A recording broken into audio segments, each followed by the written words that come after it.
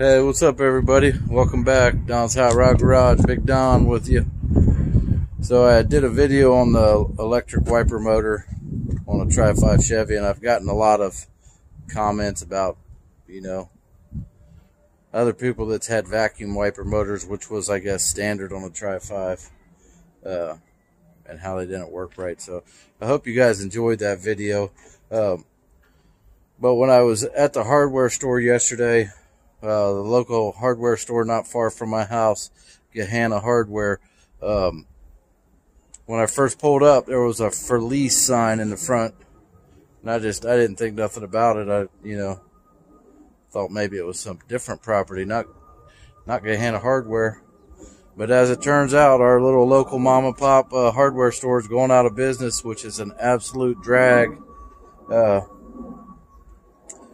They always have this real cool little Christmas display of toys that actually they sold through the years, and just had a select handful of toys that, was never sold. They kind of kept them back for their Christmas display. And the guy that was working there yesterday, when I was looking at them, because I'd always try to buy them, but this time they had like little price tags on them and stuff.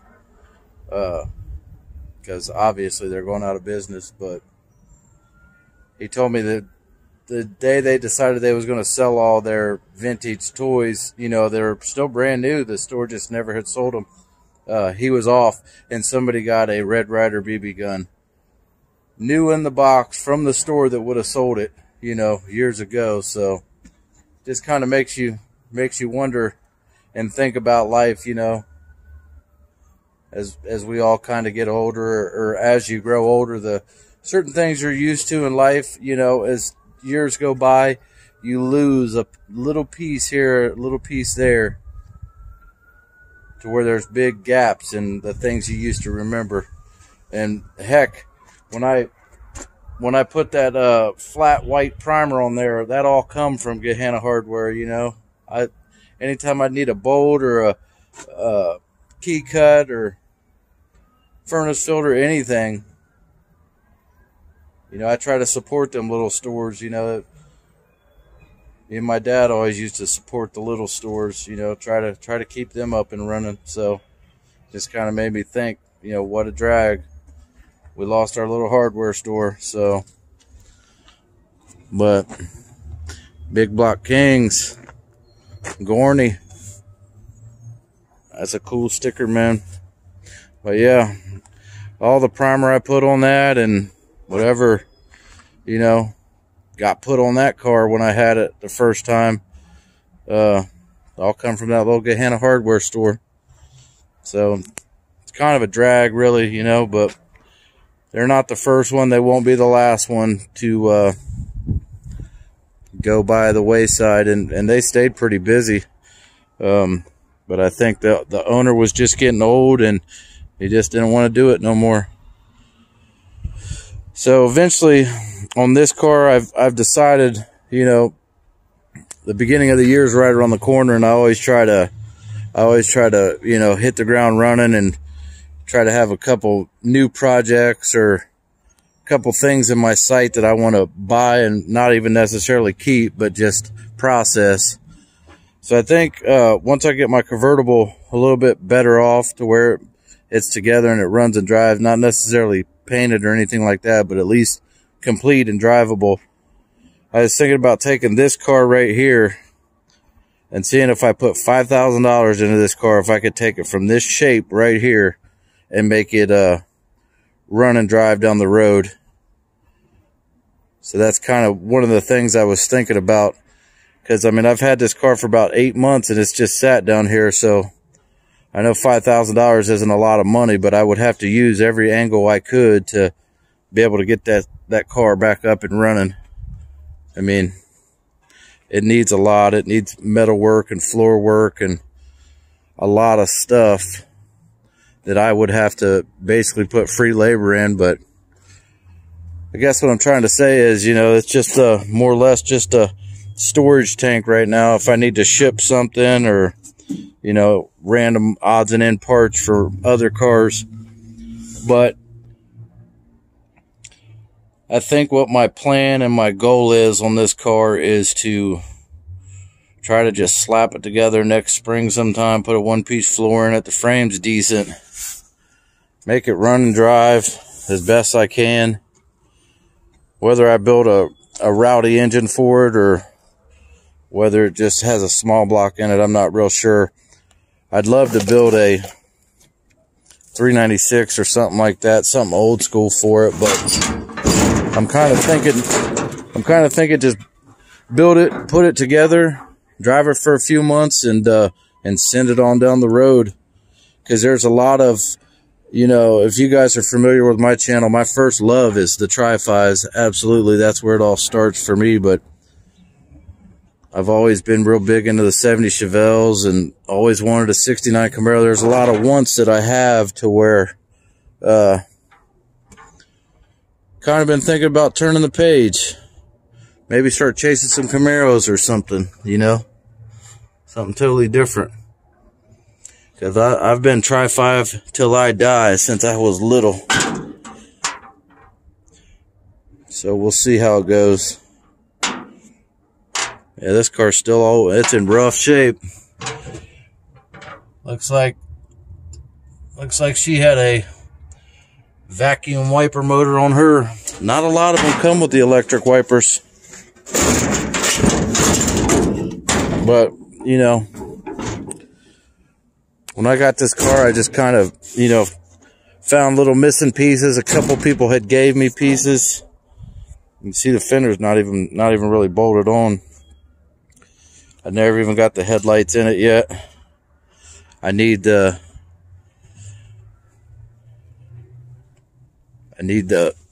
other missing, this piece, the other missing, I guess, the back of the headlight support. I got the rings, I just need the back piece. But, I mean, you can see total ground on there. It needs trunk work, which I still know the guy that's got my old 56 four-door where he said I could have any of that out of there. And I wouldn't even care if it had, you know, some rust down in the floor when I put it in there.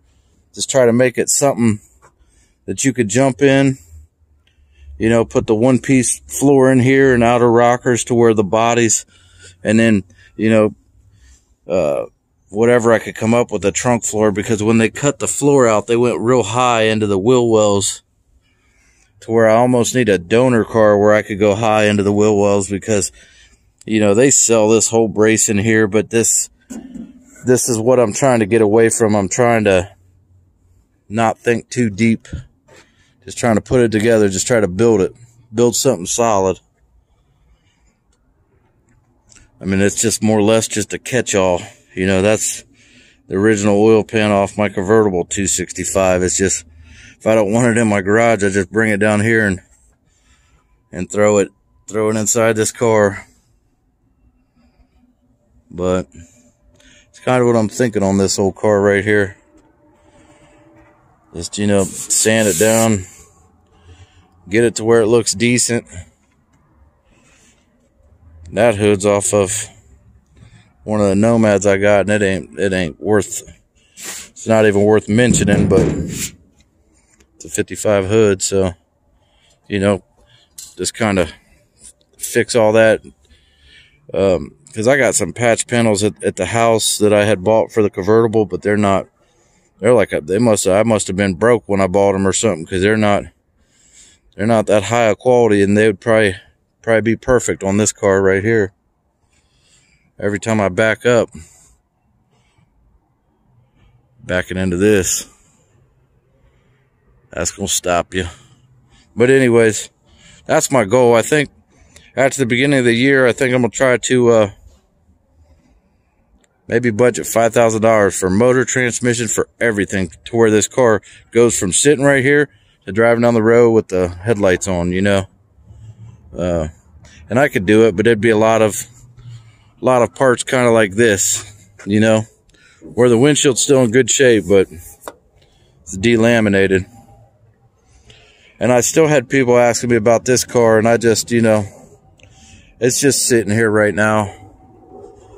It's another one of them that's just gathering parts. Not parts to this car, but just parts in general. And you know, I still would sell it, but at the end of the day, the car's not worth a whole lot. And you know, what's the price of getting able to come into work every morning, if you love Tri-5s like I do, and seeing these two cream puffs sitting here. But you know, there's a couple guys I got to call back on this Nomad right here that they still think that they, you know, they might want to build that car. But that's just I was just standing down here at work thinking about the white primer on that car, and it's just, I'm gonna miss that little story, you know. Like my 55 Nomad, the gasser, that car's got so many grade 8 bolts from that Gehenna hardware. So I guess I'm just gonna have to order them in bulk off of, you know, the internet or something like that. But yeah, that's kind of where I'm at. You know, the beginning of the year, there's a lot, I know there's a lot of cool cars out there, and it's not cars that I would, it's not cars that I think I want to keep just yet. Just cars that I'd like to get home and present them a little bit better, and maybe send them down the road. Because the way it is right now, I got all these cars, and unless I do something with them, I won't be able to bring more cars home, you know what I mean? And I'm not saying that I want to sell anything I got at the house. It's just,